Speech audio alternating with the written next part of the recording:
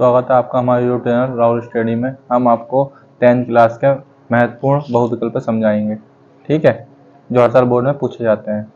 देखो,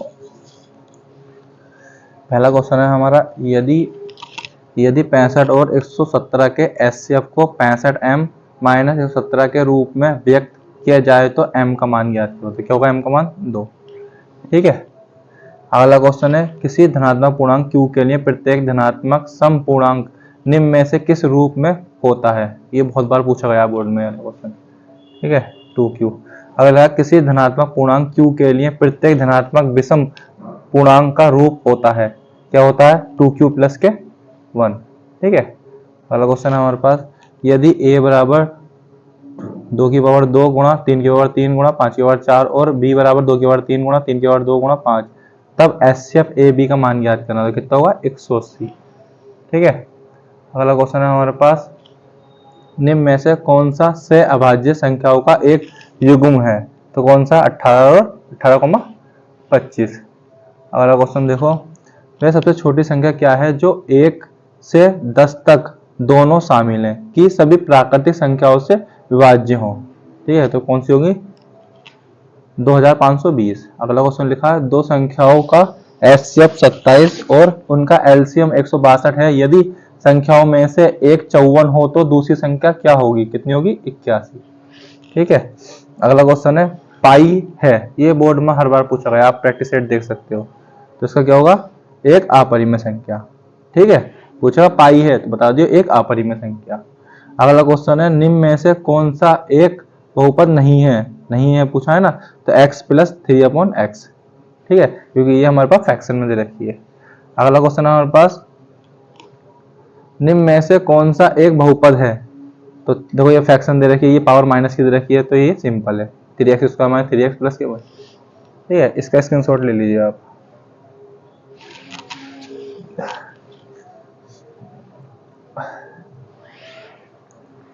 अगला क्वेश्चन देखिए, लिखा है बहुपद x square minus 2x minus 3 के शून्यांक हैं। तो कितने हैं? 3 माइनस के 1। फैक्टर करके देख लीजिए, आंसर आ जाएगा। एक द्विघात समीकरण जिसके शून्यांक 5 और माइनस 3 है, तो उसका आंसर होगा x square minus 2x minus 15। द्विघात समीकरण पूछिए ना।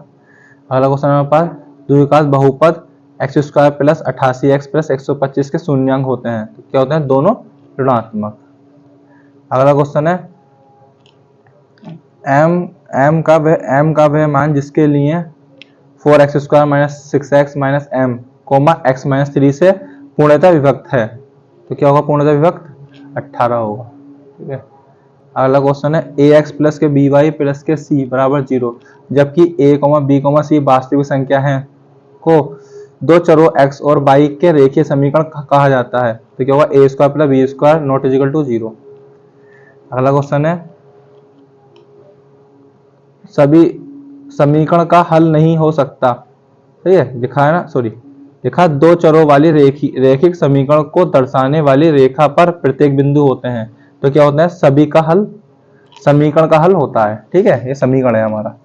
अगर लिखा हमारे पास रेखिक समीकरण युग्म x बराबर y और x प्लस y बराबर 0 का या के, तो आंसर है हमारा अद्वितीय हल होते हैं, ठीक है।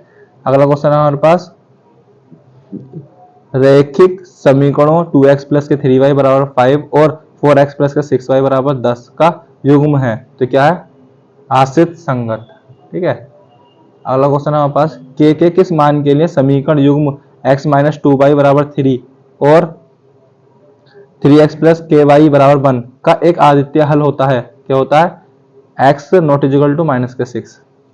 अगला क्वेश्चन है हमारे पास, 2x प्लस के 3y बराबर 18 कोमा x माइनस के 2y बराबर 2 को हल करने पर हमें प्राप्त होता है, तो क्या प्राप्त होगा? वहां पर x बराबर 6 और y बराबर 2, ठीक है।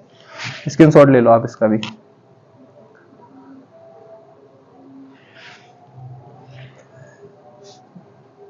अगला क्वेश्चन देखो 21वां,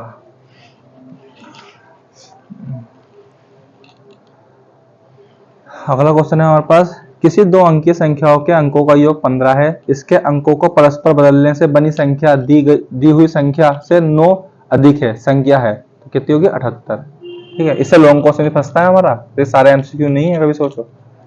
सभी निकाय के एक्स प्लस 3y बराबर माइनस के 3, 12x प्लस के वाई बराबर माइनस के 1 के अनंत अनेक हल होंगे तो k का मान ज्ञात करो। k का मान हर बार पूछता है बोर्ड में, निकालने को कितना है 6। अगला क्वेश्चन है हमारा, सभी निकाय 2x प्लस के 3y बराबर 7, 6x प्लस के 5y बराबर 11 के हैं तो कोई हल नहीं है, एक आदित्य हल है। क्या है इसका आंसर? एक आदित्य हल है। अगला क्वेश्चन है हमारे पास, निम्न में से कौन सी द्विघात समीकरण नहीं है? तो कौन सी नहीं है? x प्लस 2 का होल स्क्वायर बराबर 2x² माइनस 5, सही है। अगला क्वेश्चन हमारे पास सोल्यूशन करके देख लेना। अगला लिखा है समीकरण x प्लस के 6, x माइनस के 5 बराबर 0 के मूल होंगे तो क्या होंगे? -6, 5। अगर समीकरण x² प्लस के 4y बराबर 0 के मूल होंगे तो क्या होंगे? 0, माइनस के 4। अगर x² प्लस के x प्लस के 1 बराबर 0 के विविधकर का मान ज्ञात करो। विविधकर का फॉर्मूला होता है b² माइनस के 4ac। ये लगा के आंसर निकाल देना, तुलना करके द्विघात समीकरण। आंसर क्या गया? -3। अगला लिखा है निम्न में से कौन समांतर श्रेणी में नहीं है? सही है, कौन सा समांतर श्रेणी में नहीं है? तो ये हमारा आंसर है। सही है, देखना समांतर श्रेणी की पहचान क्या होती है, दूसरे पद में से पहला घटा देते हैं। तो 4 में से 1 गया तो 3 आ गया, 7 में 4 गया 3 आ गया, ऐसे ही है। -2 में से -5 गया, ऐसे करके उन्होंने नहीं पूछा तो नहीं होगा। ठीक है, देखना है डिफरेंस सेम नहीं आएगा। अगला समांतर श्रेणी में 2, 5, 8 डेड डैश माइनस के 59 में पदों की संख्या है कितनी है? 20। अगला समांतर श्रेणी माइनस के 3, माइनस के 1/2, 2 का 17वां पद है। ये ए का मान देगा, डी का मान सेकंड में से फर्स्ट घटा के निकाल देना, ये एन का मान है, आराम से वैल्यू निकल जाएगी, फॉर्मूला आ है। सही है, ये इस बार चैप्टर पढ़ा है हमारा सिलेबस में, एपी समांतर श्रेणी। प्रथम 20 प्राकृतिक संख्याओं का योग होता है, कितना होता है? 210। अगला 7 के प्रथम 10 गुणांकों का योग होता है, सही है, कितना होता है? 385। ठीक है, इसका भी स्क्रीनशॉट ले लो आप।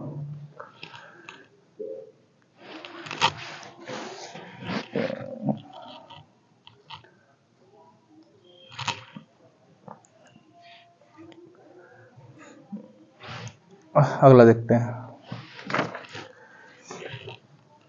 लिखा है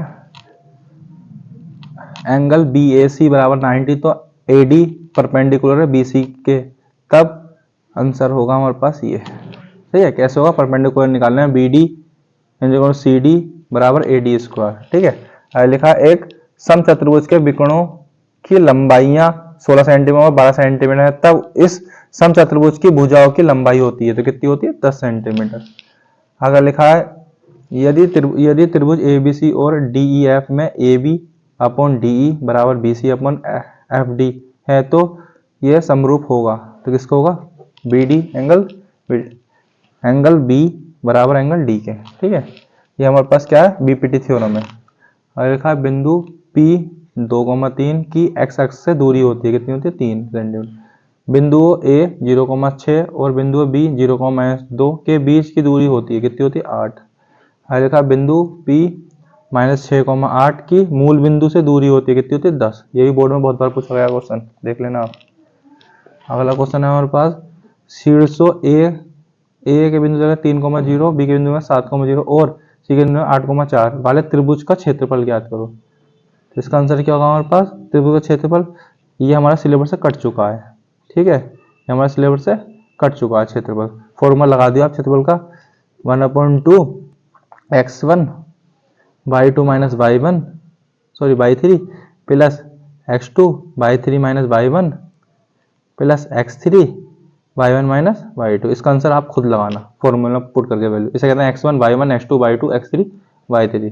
अगला क्वेश्चन देखो, क्वेश्चन लिखा है बिंदुओं -a का बिंदु जगह -2, -5 और b के दे रखे हैं 2,5 को मिलाने वाले रेखाखंड के लंब समद्विभाजक पर स्थित एक बिंदु होता है, तो कितना होता है? 0,0 मूल बिंदु पर होता है। देखा 3 शीर्षों ए के बिंदु दे रखे हैं, ये हमारे पास -2,3, बी के दे रखे हैं 6,7 और सी के दे रखे हैं 8,3 वाले समांतर चतुर्भुज ABCD का चौथा शीर्ष होता है, तो क्या होता है? 0,-1। इसका स्क्रीनशॉट ले लो।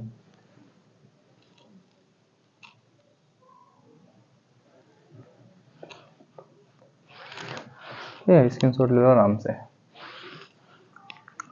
अगला क्वेश्चन देखते हैं। अगला क्वेश्चन है हमारे पास, यदि बिंदु Q माइनस के 6,5 और R माइनस के 2,3 को मिलाने वाले रेखाखंड का मध्य बिंदु P 1,3,4 है तो A का मान ज्ञात करो। तो A का मान कितना होगा? माइनस के 12। ठीक है। अगला क्वेश्चन था यदि cos A बराबर 4/5 तो tan A का मान होगा। tan A का मान कितना होगा? 3/4। ठीक है। अगला क्वेश्चन यदि sin A बराबर 1/2 है तो cot A का मान होगा। तो cot A का मान कितना होगा? √3। ठीक है। अगला देखो क्वेश्चन लिखा है tan 1 tan 2 tan 3 tan 89 का मान है। ये बहुत इंपॉर्टेंट क्वेश्चन है। इसका क्या होगा? 1। सब वैल्यू कट जाते हैं एक दूसरे से। आगे लिखा है sin A plus sine square A बराबर 1 तो व्यंजक cos square A plus cos की पावर 4a का मान होगा। कितना होगा? 1 होगा। ठीक है। अगला क्वेश्चन है यदि 4 tan थीटा बराबर 3 है तो 4 sin theta minus cos theta upon 4 sin theta plus cos theta बराबर होता है। ठीक है। पहले 4 को मल्टीप्लाई में जाकर डिवाइड में लाल बटे कक्का लगा दो, सबका मान निकल जाएगा। अगला लिखा है हमारे पास sine 45 plus theta minus cos 45 minus theta बराबर होता है। किसका होता है? 0 के। अगर लिखा है sine theta minus cos theta बराबर 0 तो sine 4 theta plus cos 4 theta का मान होता है। कितना होता है? 1/2। ठीक है। अगला क्वेश्चन है हमारे पास एक निश्चित बिंदु पर सूर्य का उन्नयन 60 है, मतलब उन्नयन कोण 60 है। यदि उस बिंदु पर ऊर्ध्वाधर मीनार की छाया की लंबाई 100 मीटर है तो मीनार की ऊंचाई ज्ञात करो। ये भी बहुत आता है, एमसीक्यू में पूछा जाता है। कितना? 100√3 मीटर। अगला लिखा हमारे पास 1.5 मीटर लंबा एक प्रत्यक्ष मीनार से 28.5 मीटर दूर है और प्रत्यक्ष की आंखों से मीनार का शीर्ष का उन्नयन कोण 45 है। ठीक है। उन्नयन कोण क्या है? 45।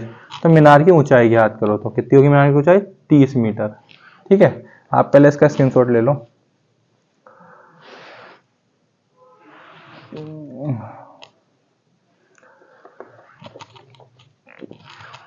ठीक है। आराम से इसका स्क्रीनशॉट ले लो। अगला क्वेश्चन देखो इसका। ठीक है।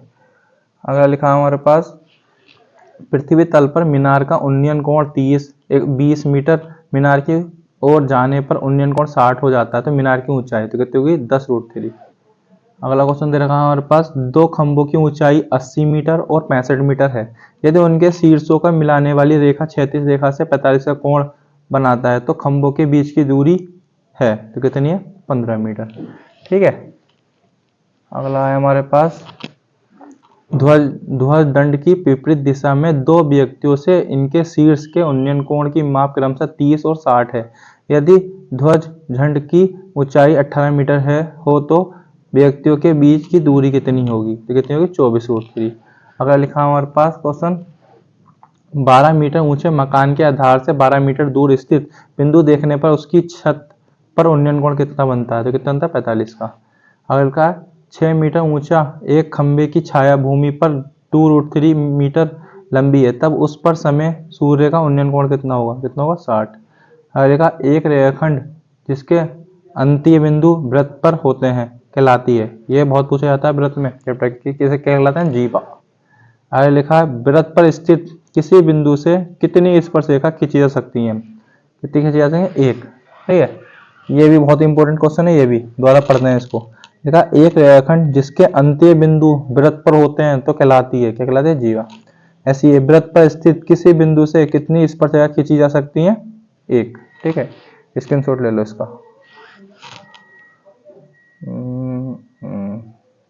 ले लो।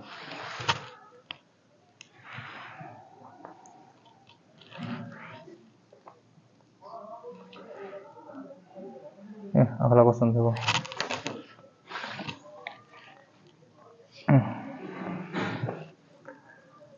अगला है वृत्त के अंदर एक बिंदु से होकर गुजरने वाली स्पर्शरेखा की संख्या होती है। कितनी होती है? 0। अगला लिखा वह बाह्य बिंदु से वृत्त पर कितनी स्पर्शरेखा खींची जा सकती है? कितनी? 2। ये दो सकेंद्रित वृत्त की त्रिज्या 4 सेंटीमीटर और 5 सेंटीमीटर है तो एक वृत्त की प्रत्येक उस जीवा की लंबाई जो दूसरे वृत्त पर स्पर्श रेखा है निम्न होती है। कौन सी होती है? 6 सेंटीमीटर। आप लोग कहोगे इतने सारे क्वेश्चन क्यों है? ये 100 क्वेश्चन तो कर ही सकते हो आप बोर्ड के लिए। अगला क्वेश्चन है हमारे पास एक घोड़ा 56 मीटर लंबी रस्सी से एक खंबे से बंधा है। खेत का क्षेत्रफल जहां घोड़ा चढ़ सकता है कितना होगा? 9,856 मीटर स्क्वायर। ठीक है, इतना तो कर ही सकते हो, 20 MCQ आएंगे बोर्ड में। दो वृत्तों की परिधि में 2:3 का अनुपात है, उनके क्षेत्रफल का अनुपात होगा, कितना होगा? 4:9। लिखा एक अर्धवृत्ताकार चांद का परिमाप 72 सेंटीमीटर है, उसका व्यास होगा मतलब डायमीटर होगा, कितना होगा? 28 सेंटीमीटर। अगला लिखा है यदि एक वृत्त का परिमाप और क्षेत्रफल संख्यात्मक रूप से बराबर हैं तो उस वृत्त की त्रिज्या है, कितनी है? 2 मात्रा। हाँ, लिखा r त्रिज्या वाले वृत्त में त्रिज्याखंड की लंबाई l और त्रिज्याखंड का क्षेत्रफल a में संबंध होता है, क्या होता है? a बराबर 1/2 LR। सही है, बहुत इंपॉर्टेंट क्वेश्चन है वाला भी। अगला क्वेश्चन, एक अर्धवृत्ताकार पार्क की सीमा या परिमाप 72 मीटर लंबी है, अर्धवृत्त का क्षेत्रफल होगा, ठीक है, कितना होगा? 308 वर्ग मीटर। स्क्रीनशॉट ले लो इसका भी आप।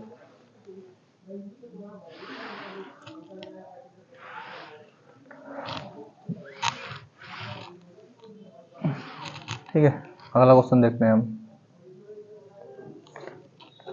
देखो अगला है एक वृत्त से 120 तथा 150 केंद्रीय कोण वाले दो वृत्तखंडों के क्षेत्रफल का अनुपात होता है, कितना होता है? 4 pi minus 3√3 ratio 5 pi minus 3। ठीक है, अगर त्रिज्या r वाले वृत्त के उस त्रिज्याखंड का क्षेत्रफल जिसका कोण P0 है मतलब P डिग्री है तो वह है, तो क्या होगा? P/720 गुणा 2 पाई r स्क्वायर। सही है, 2 से कट गया तो त्रिज्याखंड का फॉर्मूला आया। त्रिज्याखंड का फॉर्मूला ये तो था θ/360 पाई r स्क्वायर। ये 720 लिखा है हमने, 2 से काट दो 360 आ जाएगा, फॉर्मूला हो जाएगी। ठीक है, P ये एंगल है हमारे पास। ठीक है, अगला क्वेश्चन है एक वृत्त जिसकी त्रिज्या r है, केंद्र पर x डिग्री का कोण बनाने वाले त्रिज्याखंड के चाप की लंबाई होगी, कितनी होगी? 2 पाई r x/360।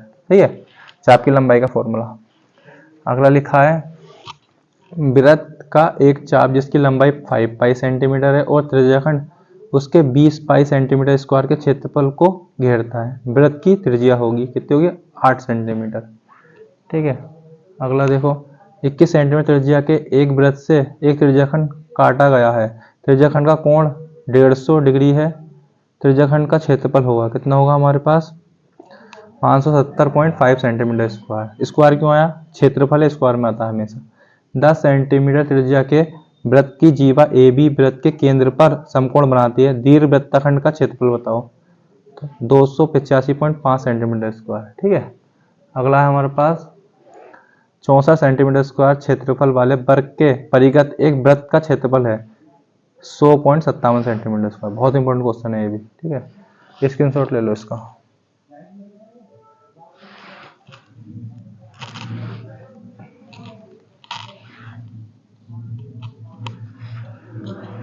ठीक है, अगला क्वेश्चन देखो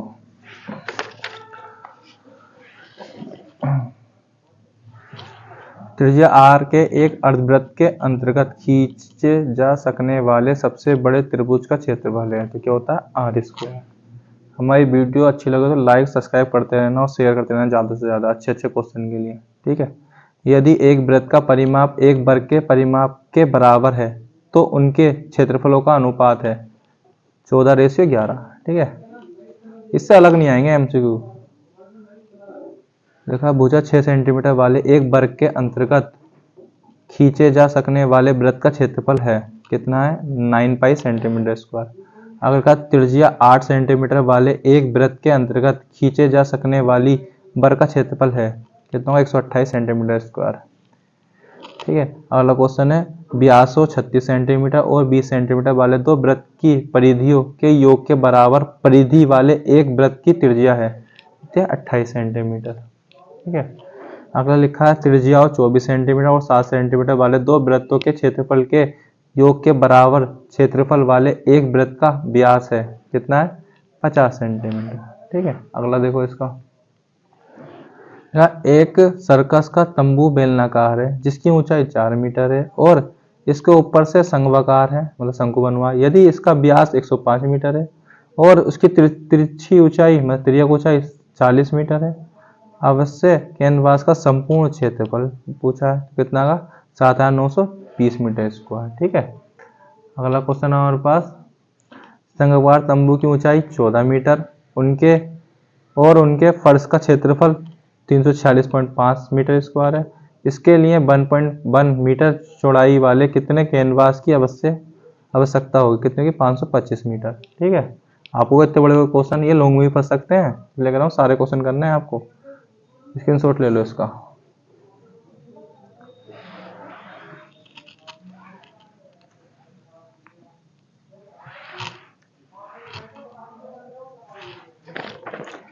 तो अगला क्वेश्चन लिखा है, दो समांतर आधार त्रिज्या r वाले अर्धगोलक के आधारों को एक साथ मिलाने पर बने नए ठोस का वक्र पृष्ठीय क्षेत्रफल बताओ। तो कितना होगा, 4πr²। अगला लिखा है, एक दीवार जिसकी ऊंचाई चौड़ाई को 5 गुना है, 5 गुनी है, और जिसकी लंबाई ऊंचाई की 8 गुनी है, का आयतन 12.8 मीटर स्क्वायर है। दीवार की चौड़ाई बताइए, कितनी होगी, 40 सेंटीमीटर। ठीक है, अगर 90 मीटर गुणा 40 मीटर नाप के एक स्विमिंग पूल में 150 आदमी गोता लगाते हैं। यदि एक आदमी द्वारा हटाए गए पानी का औसत विस्थापन 8 मीटर क्यूब है तो पानी का स्टार बढ़ता है या घटता है, मतलब ये स्तर है, सॉरी। ठीक है, इसका 33.3 सेंटीमीटर। ठीक है, अगला क्वेश्चन देखते हैं। लिखा है, एक ही आकार के बने हुए 12 ठोस गोलों को पिघलाकर एक 2 सेंटीमीटर व्यास और 16 सेंटीमीटर ऊंचाई वाला ठोस धात्विय बेलन बनाया गया है। प्रत्येक गोले का व्यास बताओ। ये बहुत इंपॉर्टेंट क्वेश्चन है। कितना, 2 सेंटीमीटर। कह रहा 12 ठोस गोलों को पिघलाकर एक बेलन बना रहा है वो। ठीक है, तो त्रिज्या ऊंचाई 45 सेंटीमीटर वाली एक बाल्टी के ऊपरी और निचले सिरों की त्रिज्या क्रमशः 28 सेंटीमीटर 7 सेंटीमीटर है। इस बाल्टी का वक्र पृष्ठीय क्षेत्रफल है, कितना है, 4950 सेंटीमीटर स्क्वायर। अगला देखते हैं। देखा, दवाई का एक कैप्सूल 0.5 सेंटीमीटर व्यास वाले एक बेलन के आकार का है, जिसके दोनों सिरों पर 2 अर्धगोले लगे हुए हैं। संपूर्ण कैप्सूल की लंबाई 2 सेंटीमीटर। इसके कैप्सूल की धारिता है, मतलब कैपेसिटी पूछी है, कितनी है, 0.36 सेंटीमीटर क्यूब। सही है। अगला है, त्रिज्या 8 सेंटीमीटर और ऊंचाई s centimetre h less than 2r वाले एक लंबवृत्तीय बेलन में ठीक समावेशित होने वाले गोले का व्यास है, कितना है, 2r सेंटीमीटर। स्क्रीनशॉट ले लो इसका आप। सारे क्वेश्चन करने हैं आपको, 20 में 20 लेकर आने थे एमसीक्यू में। ठीक है, अगला देखते हैं। और हमारे वीडियो अच्छी लगे तो लाइक और सब्सक्राइब शेयर ज्यादा से ज्यादा करो। अगर लिखा है, दो गोलों के आयतनों का अनुपात 64:27 है। उनके पृष्ठीय क्षेत्रफल का अनुपात होगा, कितना होगा, 16:9। लगा, निम्न में से कौन सी केंद्रीय प्रवृत्ति की माप नहीं है, मानक विचलन। ठीक है, यही बहुत बार पूछा गया क्वेश्चन। ये हमारा उसका है, सांख्यिकी। सही है, स्टैटिक्स का। संचित बारंबारता सारणी का निर्माण निम्न में से किसके निर्धारण पर उपयोग है, किसके, माध्यिका पे। ठीक है, अगर लिखा है, निम्न बारंबारता बंटन पर विचलन कीजिए। सही है, तो माध्यिका का वर्ग की उच्च सीमा बतानी है, तो कितनी होगी, 29 होगी उच्च सीमा। ठीक है, क्योंकि सबसे बड़ी ये है। ठीक है, इसलिए इससे ऊपर वाला मान लेते हैं। बंटन इतने ये दे रखे इस टेबल हमारे पास के लिए माध्यक वर्ग, मतलब माध्यिका कहते हैं इसको, और बहुलक वर्ग में निम्न सीमाओं का योग होता है, कितना होता है, 25। ठीक है, अगला क्वेश्चन है हमारे पास। देखा, बंटन ये टेबल दे रखी है में माध्य वर्ग की ऊपरी सीमा का कितना होता है, 17.5। ठीक है, ये बहुत इंपॉर्टेंट क्वेश्चन है स्टैटिक्स के। स्क्रीनशॉट ले लो इसका।